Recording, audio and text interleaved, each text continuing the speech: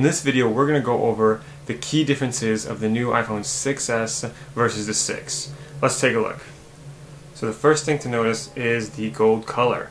That's pretty much what they've added. It's one of the newer colors. It's called rose gold, which is essentially kind of like a pink or a pinkish gold, any way you want to look at it. But the main reasons that you're going to want to get the 6s is for this speed boost. So with this new iteration, you're going to be getting upwards up to double the performance. I noticed that even the fingerprint scanner was faster. This probably doesn't have a lot to do with the CPU, but just the overall hardware has been improved. So they also added a new screen, so that 3D touch that everybody's talking about, which is used to be called Touch Force. Interesting information at hand at glance. So if you press lightly and then press a little harder, you can open up like a second menu basically, which will show certain things like frequent callers, that kind of thing, and you can do it with a bunch of other different applications too. But, the 3D Touch still is kind of a new software, and it's not going to be out for pretty much everything yet. Some applications don't utilize it yet, and when you try to do it on an app that doesn't work, you get like this little like vibration thing going on here, so that kind of sucks. You also get a much faster camera, so the camera's about twice as fast now. It's pretty good at taking pictures, and we finally have 4K.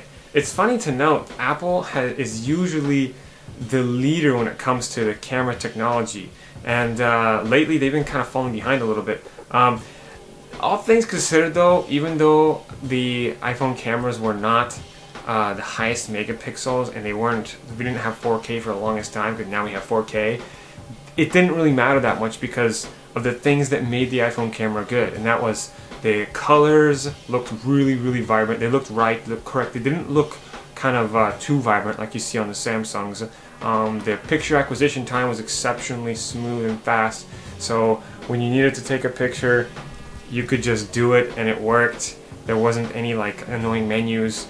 You could pop open the camera exceptionally quick, which I really liked. With a couple other software tweaks, like when you take a photo, you can essentially view like a 3-second clip thing right before it's before you took it and after, which is kind of cool. I mean, if you were doing something live where you were taking a picture of like something like a car that was moving or something, maybe that would be interesting, or like a car accident or something, I don't know. But right now there's not a whole lot of uses for it, and it does take up double the storage, which is kind of sucky.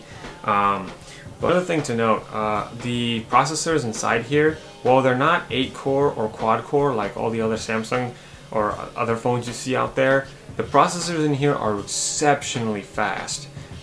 Some benchmarks show this thing to be literally almost as powerful as close to some laptops, some lower-end laptops, which is really impressive for a phone. But all in all, this year, I mean, this is an S. It stands for speed.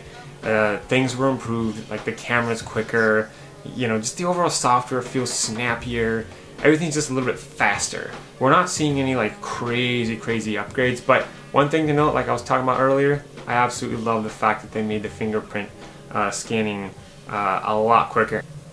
Apple also added a new metal alloy that's around 2 to 3 times stronger, which is great. One thing to note though, some cases might not work on the 6s like they do on the 6, which is a little bit annoying, but it really depends on how precise these cases were made for their phones. So I've tried a couple cases on the new 6s Plus. Some of them work, some of them don't. Like the OtterBox, for instance, will work, but it's a very tight fit, and it's not completely flush. You can still use regular 6 cases, but they won't be as good, which is kind of a shame.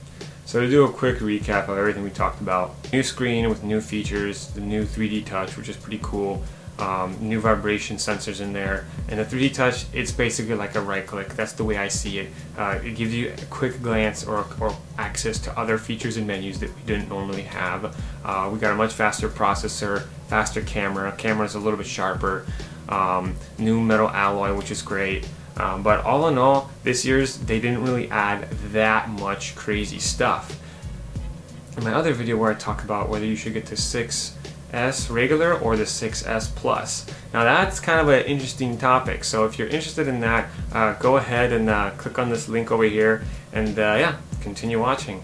you have any questions at all about the differences between the iPhones or maybe even other phones, or any questions at all, just go ahead, leave a comment down below. I always read you guys' comments and I reply to all of them. So I love helping you guys out, and this is something I really enjoy doing. So yeah, I'll see you in the next one. Peace.